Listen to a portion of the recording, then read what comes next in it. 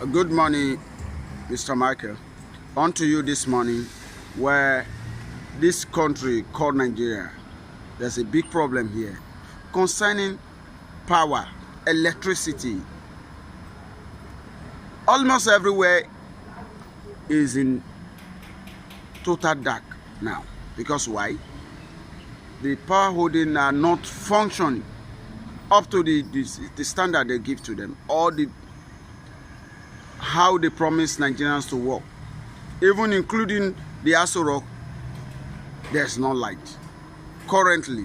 How do you see that? I think we have experienced national grid collapse for a couple of times, and raises a lot of questions on the budget and investment that has gone to the issue of having a steady power supply in Nigeria.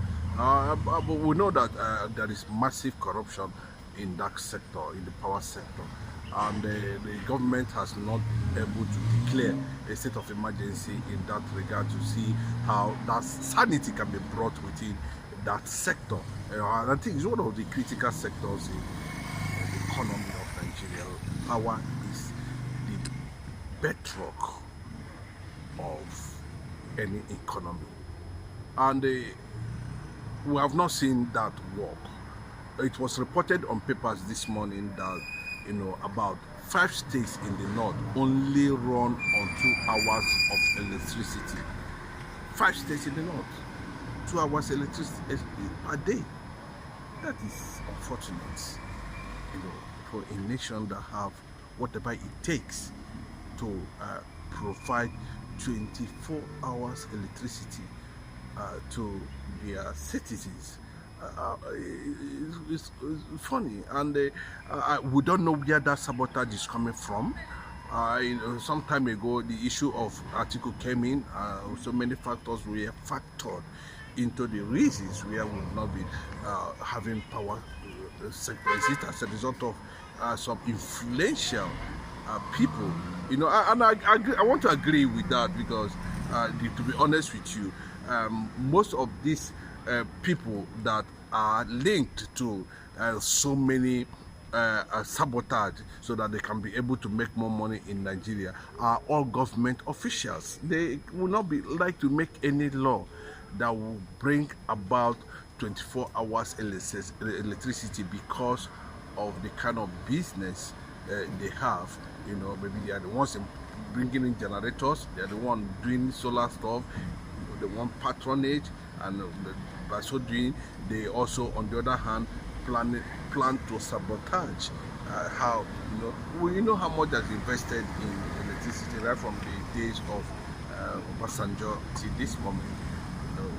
It's funny, and Nigeria continue to somersault economically as a result of that, as businesses are shutting down as a result of overcost. A lot of people are closing down. Our business are supposed to run for 24 hours to impact more on the economy, and also only 1 hour, 2 hours. And it depends, given what the fuel is now, the generator is now, and a lot of generator they bring in now, my brother. Just to tell you that, if you are going to survive in Nigeria, you need to have, a powerful person that has money within the corridors of power. If not, for ordinary Nigerians, it is nothing to write home about. You end up living from hand to mouth at the end of the day. That is what it is currently now. And thank God that the president is back from France after spending weeks, whether his tour was based on health or just politically motivated, because I learned that he met some people there, the opposition and people, realignment and alignment, some things we have been looked upon. Coming back now, state of emergency. What is the state of emergency? Summon all the service chiefs. What are we going to get? The same. I can tell you the number of times service chiefs have been summoned. At the end of the day, they have not been able to do anything. But we are looking at how Nigeria be able to move from where they are now to competence. Having somebody with the look of things will 2027 mean a lot. So I'm going to see the drastic change input in leadership comes into the setting. Given the killing here and there and everywhere, Nigerians are having less access to wealth, less access to information, less access to growth, less access to sanitization, less access to family, less access to less access to lifespan. Most of these things are factored in